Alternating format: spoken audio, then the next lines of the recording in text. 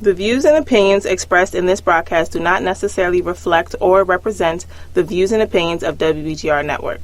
Any questions or concerns about what is said should be directed to the show host, whose information will be provided upon request.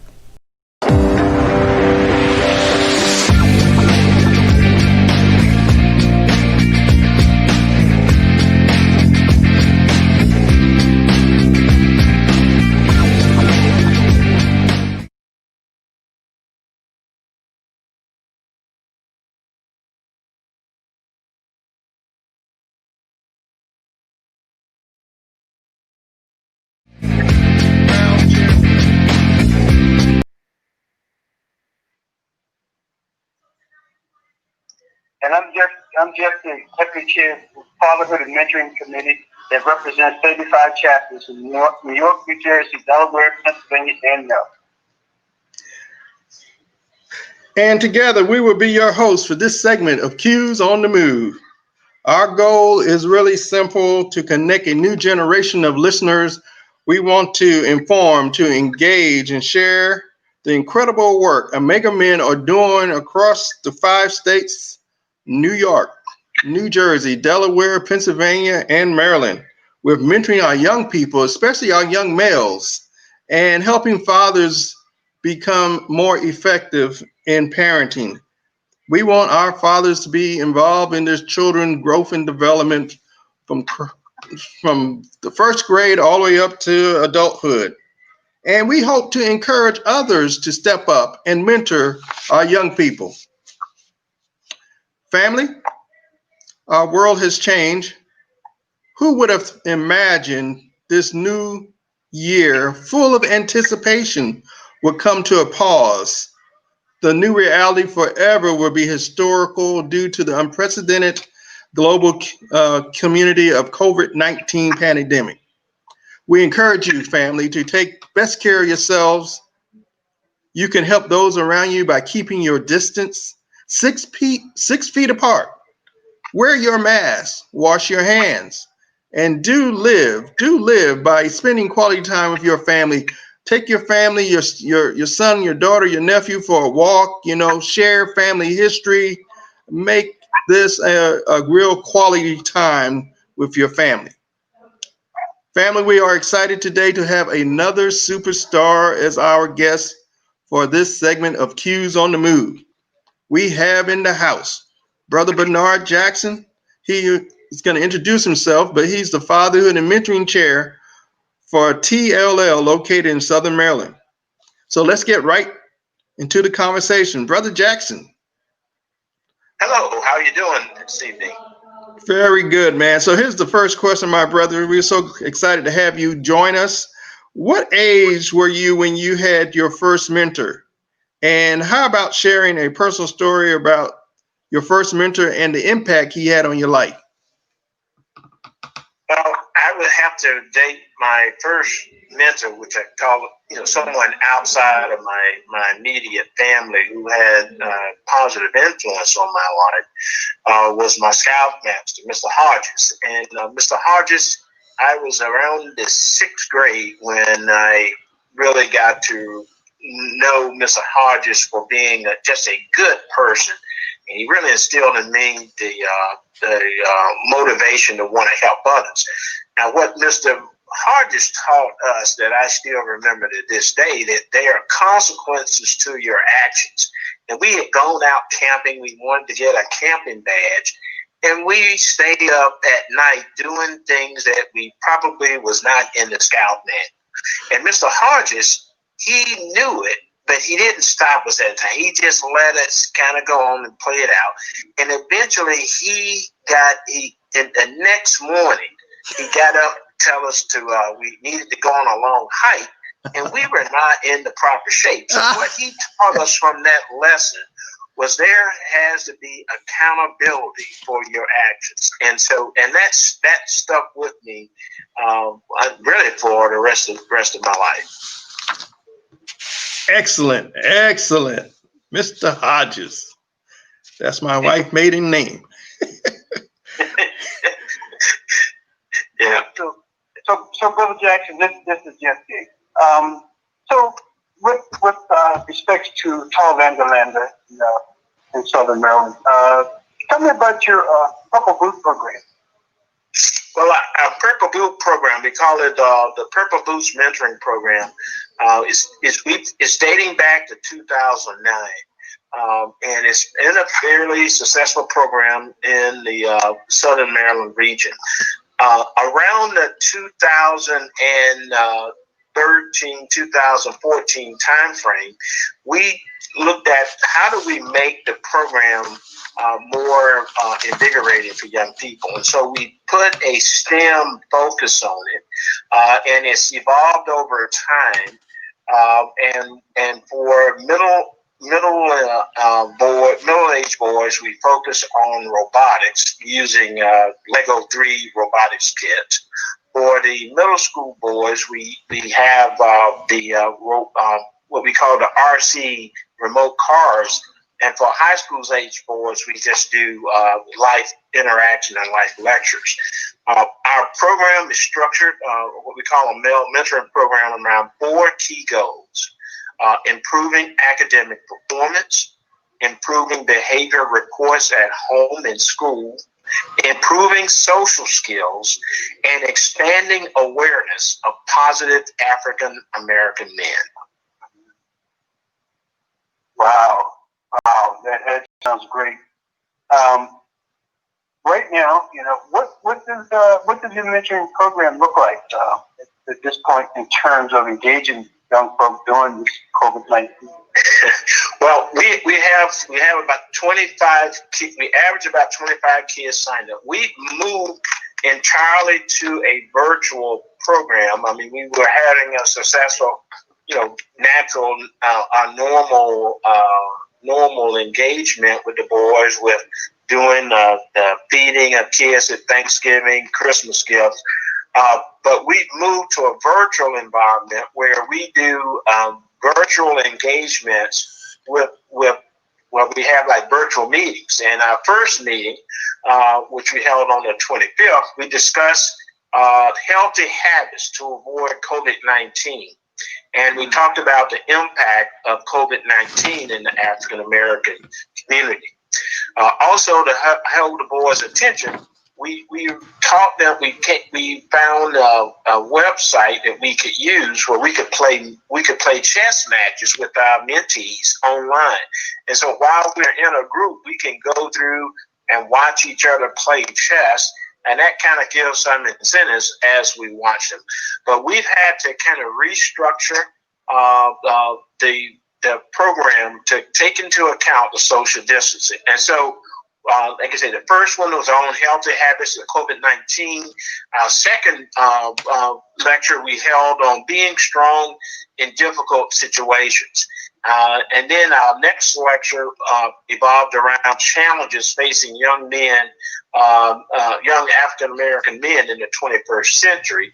And then in May 16th, we did how to interact with the police. And we actually had one of our lawyers, Brother Thomas Stovall, led that dialogue. And that was, I think, really interactive. We found not only are we with the virtual able to reach kids in Southern Maryland, but we had, because people asked to participate, we had kids involved in the lectures in the Philadelphia region. That is outstanding. We have all of this COVID-19 caught everybody by surprise, and we are asking our second district chairman to readjust their thinking, the chairman and boss's leadership to readjust their thinking, because our student needs us more now than ever before in terms of mentoring. So that was music to my ears to hear that you have shifted from personal physical contact to a virtual using Zoom to stay connected with your mentees. That is what we want every chapter to do, because our kids, again, needs Omega men in their lives during this crisis. Thank you so much for sharing that. I'm like, Jeff, that's good stuff. So, Brother Jackson, last week we had our newly elected district representative, my friend, Brother Kevin M. Fofo, on Cues on the Move. And he provided a great message last week. And his key message to the district was for every chapter to increase their engagement and touch as many young people, especially our males, as possible to have a greater impact in their lives. Here's the question, Brother Jackson. Can you offer any ideas to help get other chapters involved in this meaningful, challenging work called mentoring? Well, it takes dedication, and I think the key is finding someone who understands how to work with kids. And I think one thing that this COVID-19 may teach us is how do we expand and expand our reach, and still stay in one spot. And so that we may have to think through how to reach out to the schools. I think one of the things, there's just a need for help in the local community, especially for young men and in our African American community that need good role models. And one way they may want to do that is reach out to the school board. We partnered with Charles County school system at one time, their science and engineering department.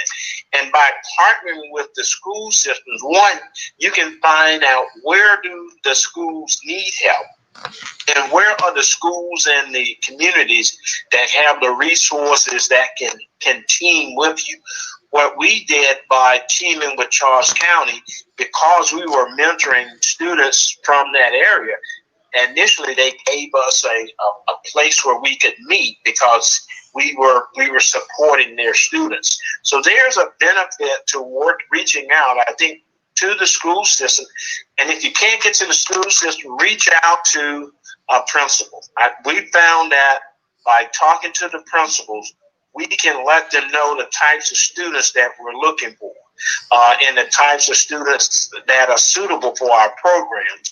And the principals, if they're dedicated to their jobs, they're going to be looking for ways and approaches that can help them. So I would say that would be one way to identify the need, is to reach out either to community activities or the principals of high schools. The other thing you're going to have to think about when talking to these young people, not all of them are equipped to do virtual engagement. And so think about how you can provide resources to those students so that, one, they don't fall behind in both their education at school and also their interaction if you're moving to a virtual environment. But those are some of the key tips that I would recommend, either reaching out to a principal, school system, or in some cases reaching out to a church to get at least a guide as to here's where we need help and here's the type of help we need. Then the chapter can decide based on their resources and the skill sets in their chapter the best way they can provide that support. Outstanding. I was writing that you were speaking. Yeah. And with listening to you, my next question is, how did you come to provide the leadership what is going to be the largest HBCU fair in the country? Well, I've been leading, I guess, the Alpha Street Baptist Church HBCU College Festival, which has grown. It has grown tremendously over the years. I would say it sounds kind of cliche, but the key is preparation and opportunity. They say luck is preparation and opportunity. I think my preparation on the leadership side came about from my experience in the military. I spent 28 years in the Navy. Thank you for your service.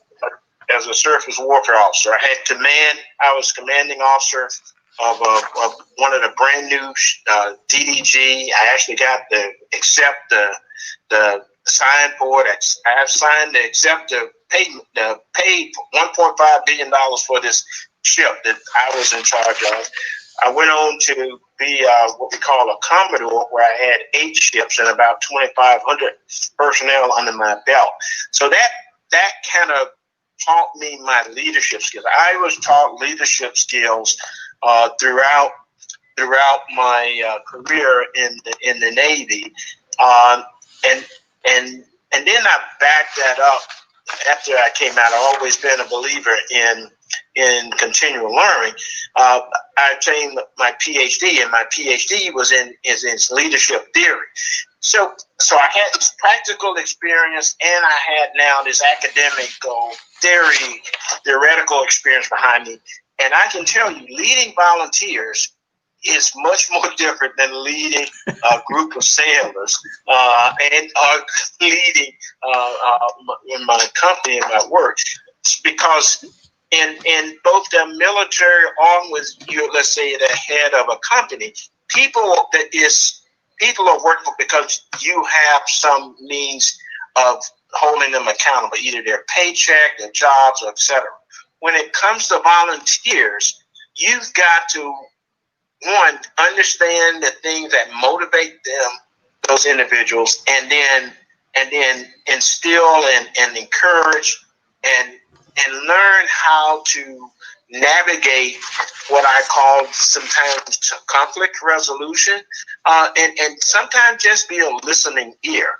But what we've done with that HBCU festival is really, I think, evident when you have a group of people. We've got about 40 people that we call the core team, and really we work about almost year round on the festival. And I think in 19 we had over 15,000 people in attendance, and they awarded over $11 million in scholarships in doing that festival.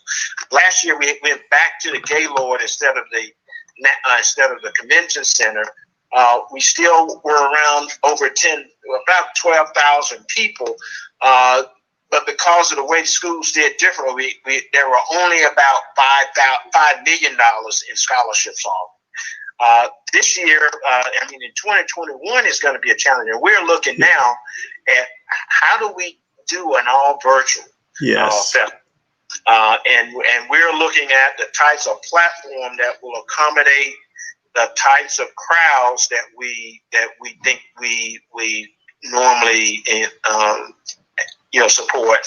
We have typically for the festival, we have students from over 30 states. And we had about and when we start looking at data, you get some of these international students coming as well. So it's really grown in size and scale and complexity. But it takes one identifying good people with the right skill set and getting out of their way and letting them do the job. Now you've got to set the vision and make sure they understand the vision and hold everyone to the vision as the direction you want to go. But that's how we've been able to continuously grow and expand that HBCU College Festival. And it's really going to be interesting in 2021 because this is going to be the first time we're going to try and do an all virtual college festival in the 2021 time frame. Brother Jack, Dr. Jackson, I'm sure that you will figure this out also. we will see. Brother Dr. Jackson, we want to say first, thank you for your service. Thank you for your leadership. I know in Montgomery County, we pivot off your date that you will, once you identify that you're going to have that the college fair in Montgomery County, where MUNU chapter teams with the public school system, we wait for your date so that we can bring in our recruiters in past years on that Friday, and then on that Saturday, everybody pivots to your location. But we have watched this college fair just, and we were excited just to have 2,000. You're talking about 15,000. Won't, it used to be a headache, let me tell you. won't God do it? But that is meaningful and important work that we need to continue to do. And we wish you best wishes to figuring out how to do this virtually. Now, as Q's on the Move draws to a close, I'm going to let you give us a summary with this one question. What advice would you tell your 17-year-old self if you had to do it over again? If you had to hit the reset button, what would you tell your 17-year-old self? What advice would you give yourself? I would tell myself, I think something that I followed, I guess, from Mr. Hart, hard work and determination pays off, because when that train of opportunity pulls up, you want to have done your homework, you've done your preparation, you understand your mathematical theories, you understand how to congregate verbs, so that when that train of opportunity, you're ready to get on it, and you're not trying to figure out what do I need to be successful, because you know you have the tools and you're used to working hard to overcome adversity. We're all going to face adversity in our lives, and if you're trying to accomplish anything worthwhile, it's what you do with that adversity to learn from it and motivate yourself to be a better person on the other side of it. What we call that iron sharpening iron, that I would just reinforce in myself as I was moving forward into adulthood. Excellent. Excellent. Well, as we draw to a close of Q's on the Move, we always end with points of emphasis and announcements. Jeff? We're doing announcements. You have any announcements about our YouTube channel? Actually, we still encourage all chapters to reach out to our YouTube channel. It's the Second District Fatherhood, Second District Fatherhood and Mentoring on the YouTube channel. Or just put in Google Second District Fatherhood and Mentoring. Please, log on, subscribe. It doesn't cost you anything to subscribe, but it helps us to drive the message across the district and the world. As we move to this virtual world, we'll be bringing more content. There's some great stuff out there that we need to share. We're going to be getting that on the channel. Thank you, Jeff. Family, we're arriving at that time. Just want to leave you with a couple of messages. It is extremely important, these next two announcements. The vote matters and the count matters. The vote matters and the count matters. The vote matters every election, every time, local and national, every time. Please vote. Maryland is June the 2nd. And my wife and I, we went to the Board of Elections this Saturday and took a picture outside where we went and picked up in mask, one at a time, entered the Board of Elections and picked up our absentee ballot. And we stayed on site to complete it and then turned it over. So your vote matters. The count matters as well, especially in our community across the country. It is extremely important for you to complete the short survey. I say it's a short survey.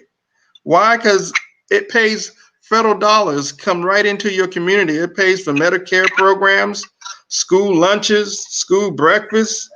It pays for senior citizen services, healthcare clinics, public housing, and the list go on and on. And so we need you to complete that short survey and get counted.